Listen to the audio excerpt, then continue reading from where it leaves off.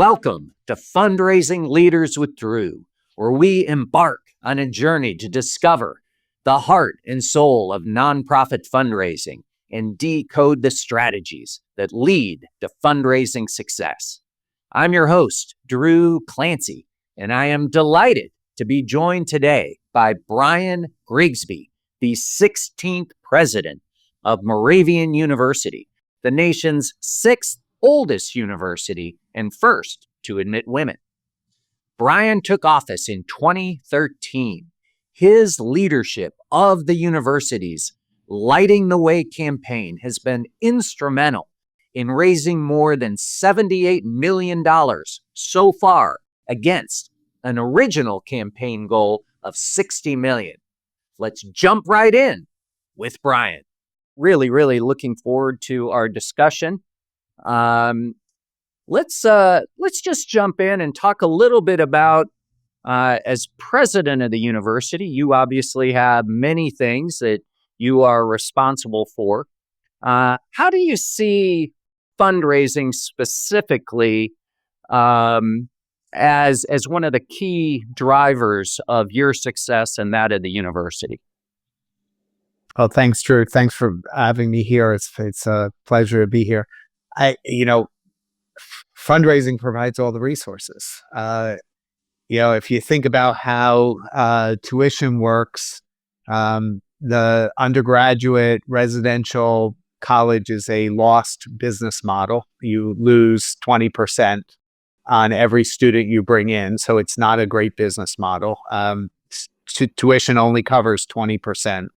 I have to remind the alums all the time that the other 20% is their responsibility. And they ask questions of me, when did this start for Moravian? And I say 1742, when the first class started. The founding woman of the school had to have her mother-in-law raise the money to have the students be able to go to school. So the older generation pays for the younger generation, and that's just in the operating. We haven't built a building yet. I remind the students all the time that, where is their building going to be built? As they walk around all these buildings with names on them, those names signify someone built that building for the institution. So where's their building going to be? And I do have some students that say to me, don't build on that spot, because that's where my building's going to be. It's the lifeblood of the future of the institution is how much its alums will fund future generations to continue the legacy and the history of the institution. Love it.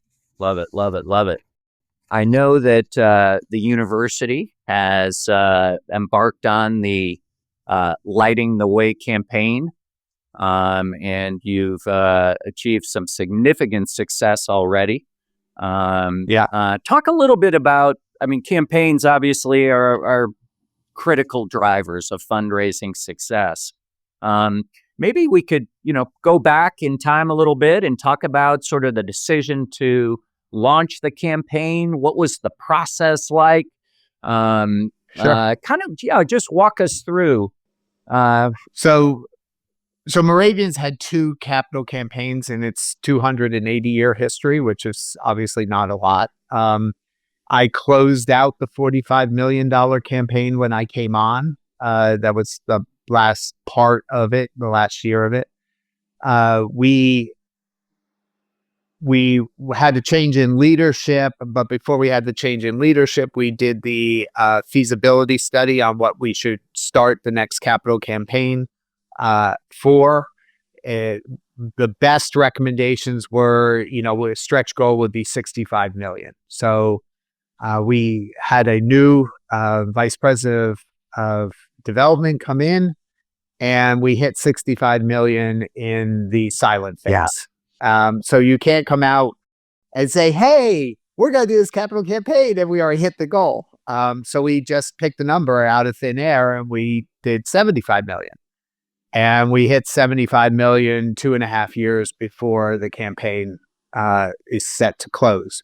So we have an unwritten $100 million goal So it will be wonderful to say we hit $100 million on a $65 million campaign. I'll say. And we're right on track for that. So that was the process. What I will say about my vice president of development, she brings everything I wanted in a development officer to the table. We have a great moves management system. We hold the gift officers accountable. We're going through our data well and bringing on new donors as other donors exit. We're seeing gifts increasing across multiple constituents are giving higher and higher levels. So she's a data geek, computer geek. She loves all the data as I do. And so I couldn't be happier. And that's kind of the process that has brought us here. I will say that I find from the president's position that your people in admissions and your people are in development are the same people. They're salespeople. Admissions can fix systems and situations a lot faster because they're rolling to a new class every year. Development just takes longer, but it's the same. It's selling an idea that you want to invest in. And it's whether that is investing in your child to come to this school because it's going to make a difference to them, or it's investing in the school that you went to because you can make an impact or a difference. So I'm always interested in how similar my VP of admissions and my VP of development are, and their staffs are in their skill sets. Yeah, that's a really, really interesting insight. Talk a little bit about, really, well, first of all, congratulations on all the success. What was in the silent phase? You mentioned data, obviously, talking about relationships with alumni, with students, planting those seeds, obviously, with students. How did you all approach that? What was the feasibility? Walk us through the various steps in that. Well, I would say that what Jill did as the vice president of development, so previously, I would say the president was wound up and sent off on events and see if he discovers anybody that has any money. And Jill did not want that to be the way. Her philosophy is, I need to be more on campus, more creating the vision for the institution, because that's what she's getting people to believe in. And she's I would say much more old school in development officers. The president doesn't make the ask. The ask is done by her beforehand.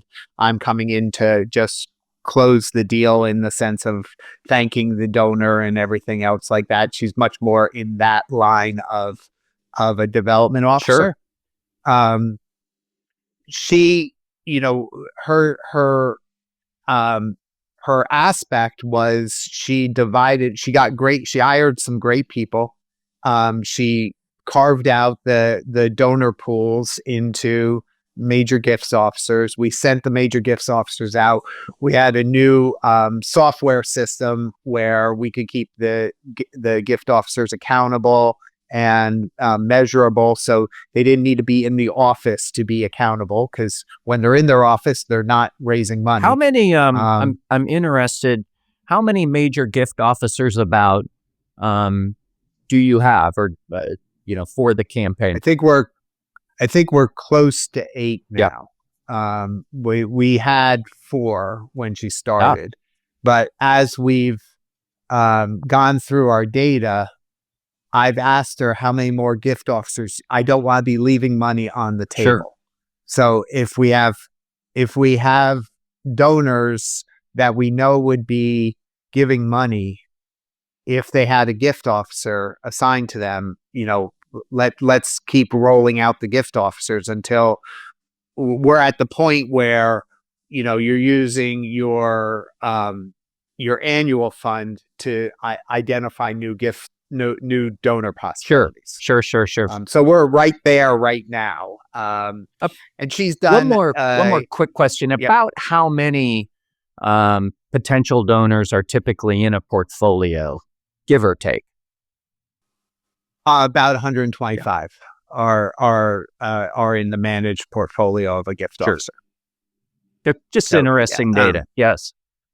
The other thing is we contracted with EAB to pull our non-donors, and they did an AI outreach to them, and that we had good responses in that came in, and that filled more donor ranks for the gift officer. So that was a low-level lift that was had surprising increases. So I would highly recommend at least once or twice every now and then having an outside agency use your non-donor pool and just see what happens out of that.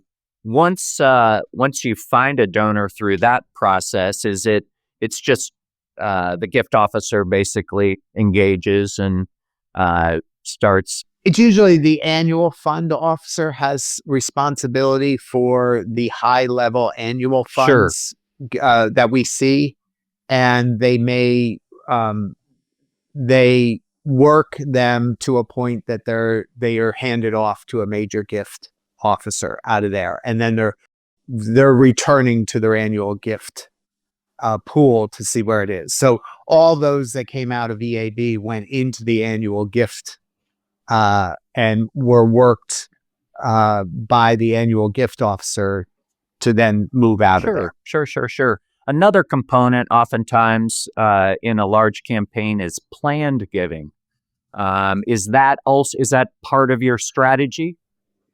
Yes, very much so. So all the gift officers are trained in they talk to the donor about the varied ways they may make a significant transformational gift, because I think many of the donors just think, I don't have that amount of money in the bank. So the gift officers are all trained to talk about multiple ways to make this gift happen. Sure. If it is going to be a significant planned gift, then the vice president of development comes in to show how that's to the donor, how that's going to be done. And we have a third party who's an alum who has written books on planned gifts and is known in the area. So he will come in if there's still further need of expertise on that. Sure. Let's maybe take a step back. How involved do you get as president of the university in terms of relationships with donors?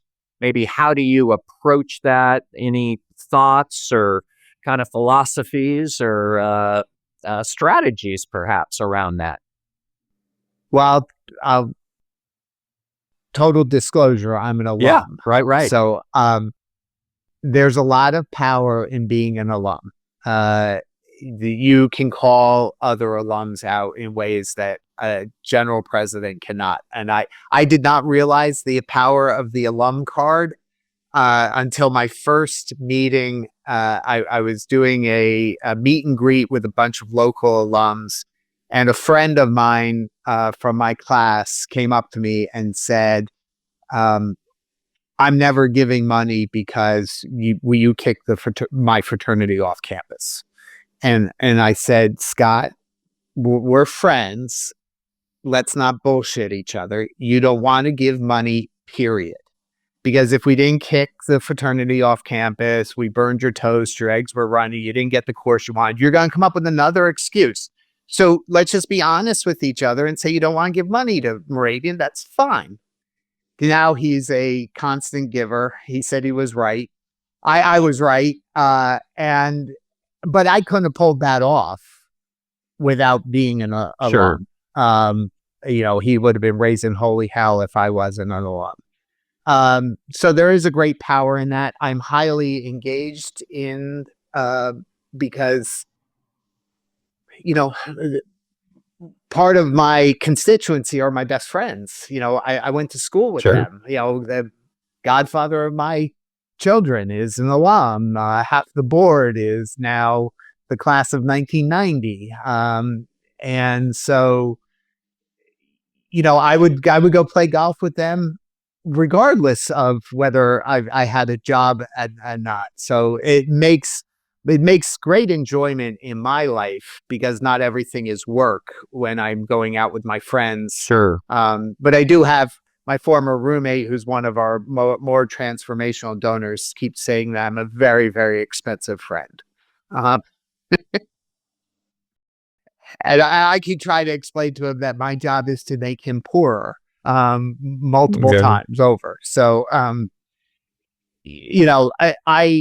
I love our alums. I love going out and meeting with them. My two favorite passions are hanging out with our students and hanging out with the alums. And I often feel like those are the things that refresh my soul, and why I do what I do on a daily basis. So yes, I'm constantly involved with the alumni. Love that. Love that. What about maybe when you meet, maybe it's an older alumnus, maybe it's a younger alumnus, somebody that you're meeting for the first time. How do you approach that? Is it, do you sort of have do you ask them about their experience? Anyway, walk us kind of through your thought process there. It's always talking about what did they love at Moravian? What was most influential? Was it a faculty member? Was it a building? Is it something that occurred?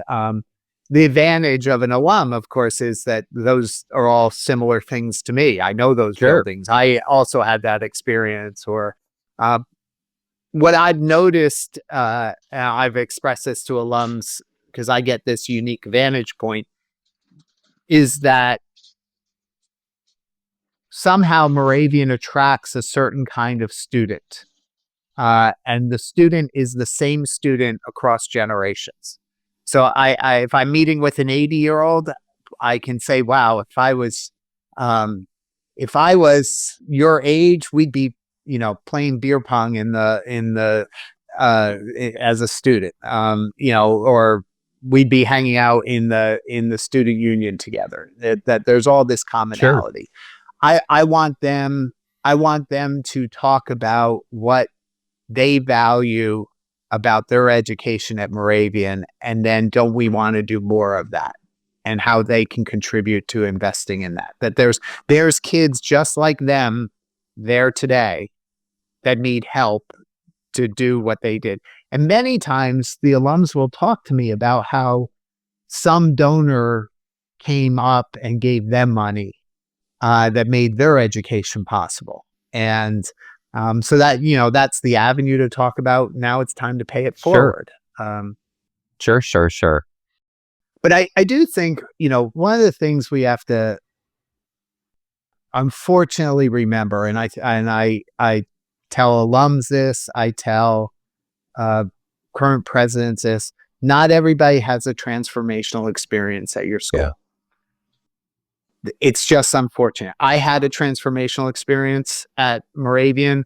A lot of my alums had that, and they want to give that back. But that's my best friend who came from my high school to Moravian. I convinced him to transfer in, had a more contractual relationship with the institution. Sure. He paid for his tuition. He got his degrees. He did not find a professor that changed his life. And that's fine. Yeah. It's the transformational ones that are the ones you want to focus on, because they had a transformational experience at your institution. And, you wish everybody had that, but it's just not possible for any institution to have everybody have a transformational experience. Love that. You've shared a little bit about your one of your roommates, who's it sounds like is a major benefactor. Are there other stories, perhaps, from this campaign about individual alumni who've, maybe, Yeah. yeah. We had an amazing one, and this started back. One of the things I would tell new presidents is, development is not yours. What you're reaping the benefits of is decades of work of other presidents. So many of the transformational donors at Moravian occurred 3 presidents ago. This president was very good at doing this. His name was Herm Collier. And the presidents following him continued that. So I had the fortunate part where the most transformational gift ever given by this family happened on my watch, but it wasn't my job. I get to take credit for it, but it was Herm Collier that really should take credit for it. And I had to call Herm, who's since passed away, but I had to call him, and he helped talk to the family about how they could make a transformational gift. Wow. Because he's the trusted Sure. one. And so, so I think too oftentimes presidents want to disassociate themselves with the last administration or the administration of other administration. Those are the ones that are laying the groundwork that will make your career. So for this transformational gift, it's a very tragic situation. The woman was on the board who was going to take over the family business, and she was tragically killed while running by a drunk driver. And she was planning to name the new health science building after her mom. And her mom ended up naming the health science building after her. And because the transformational gift was so sizable, we named the College of Nursing after the mother. Wow. But that was, 40, 50 years of working a family. All the children went to Moravian. We have a relationship with the company where they raise money for scholarships for the company's children to go to Moravian. Oh, wow. So it's a very integrated program, but it started decades and decades ago. Love that. Such a powerful story. I will say one thing: hard work beats the lotto any day. Yeah. I think presidents want to get the lotto ticket, which is suddenly someone discovered someone who has $15 million and they're just dumping it on you.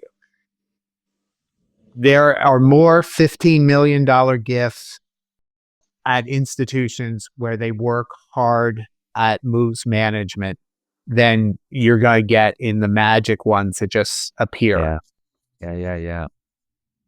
Love that. You, Bryon, you talked a little bit about sort of data and analytics. Obviously, that's a critical opportunity, or a big opportunity for many colleges, universities, nonprofits. Is there anything sort of specific, or maybe a specific way, a strategy you use data analytics? Just, looking for a little bit, maybe more specificity.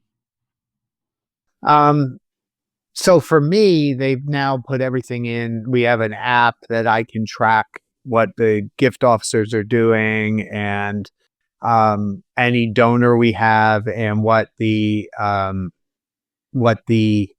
last gift was, what they did on social media recently. If I have a donor cancel, I can find donors that are in the area Sure. that I could possibly go meet with. That's how we're using all of our data, but it's taken us a while to clean up the data and find a system that we like, and that we're using. The accountability structure, I don't micromanage my vice presidents. There, I often try to tell vendors who are contacting me that they're contacting the wrong person. Like there are very few vendor relationships I'm going to say we should do if they're in a silo of the institution.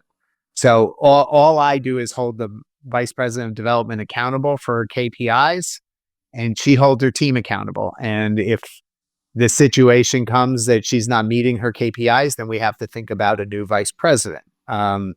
That's how I've always operated with all of them. And so it's her job to hold her team accountable. I'm just holding her accountable to what we need to get done. Sure. And so that's really our accountability system. I can see all the data. They won't let me author any new data. That's the only downside I have to the system, which is probably a good thing. But that's how we're set up. One area I haven't asked you about is corporate foundation partners. Is that what role do they play in this campaign or in your overall fundraising strategies? So we have a corporate gift officer who works on just the corporate gifts. They're not as big as our individual transformational donors, but they are consistent. Air Products has been a very consistent donor. We have Crayola, St. Luke's, all of those. It's nothing to. It's a good amount of money, but your individual donors are still your number one revenue source out of the development office. We have had a massive increase in grants. We hired a grant writing firm a couple of years ago that has been working with our faculty and administration, and we've been bringing in $6 and $7 digit gifts or grants from NSF. All the humanities, the sciences, which greatly help the faculty. They feel really accomplished when they do that. It does have its downsides. We tend to be losing faculty who have grants to places like Lafayette, who can steal them with the grant. But I remind the faculty that years ago, Lafayette wouldn't have even looked at our faculty. Now we're a major feeder for Lafayette for some reason, which is that these grants have helped build up the prestige of the institution and the faculty. Indeed. And then they do institutional grants, like safety and Title IX and stuff like that they know we could apply for. And we're a UNESCO World Heritage Site now, so we became the 26th World Heritage Site, and there's a whole new opportunity of grants that brings with it that we're working with our consultants on. So I highly recommend having a consultancy that does some lobbying and helps you write the grants for the federal government. Love that. Maybe one final question for, let's say, somebody just coming into the fundraising profession early in their career. What thoughts, what advice, what gotchas would you warn them about? One of my favorite ones is be prepared for the donor who knows you're asking. So I went out for one of the first meetings with this. I'll never forget this donor. And he set me up. I was talking about the health science building, and I had a PowerPoint. I was ready to show him on my iPad. And he said, well, what do you have to show me? And he let me get 3 or 4 slides in. He was a finance guy. And he said, okay, stop this right here. We're giving what we gave last time for the capital campaign. Here's the check. And I was like, and I wanted to increase that gift times 4. And I went, and I fumbled it. I took the check and I went to a friend of mine who was a development officer and I asked him, what would you have done in this case? And he said, I would have controlled your adrenaline. And I would have said, this is really wonderful. I am so appreciative of this. I'm going to set this aside right now. And I'd like to talk to you about what I thought you could do and how that would change. And he said, what happened was your adrenaline happened when that happened and you couldn't think. And what I would advise you is you got the check. Like, it's not going to get, most likely he's not going to get pissed off at you and take the check away. But you need to express the investment you thought he could possibly do. And at worst, you're just walking away with the check, which is where you are right now. And that was really helpful. Like, take a step back, calm down. And then I've used this before because, when I show up, and I will tell this to everybody knows why you're there. That it is not going to come as a surprise if you're making an ask. So there are people that come prepared for that with the check in hand. And, if that's not fitting into your narrative, just slow down and say, I'd like to take a step back. I'd like to talk to you a little bit more about what's going on the campus and why I think this makes a perfect fit before we get to this check part. That was really good advice for me. And this mentor of mine used to say, he who controls their adrenaline controls the bus. So, that was always very helpful to me. Oh boy, I love that. Advice for fundraising, advice for life. Yeah, that's good stuff. Good stuff. Well, Bryon, this has been delightful. Thank you so much for sharing your insights with us. And thanks, Drew. Really, really enjoyed the opportunity to connect. Yeah, it was great. Thank you.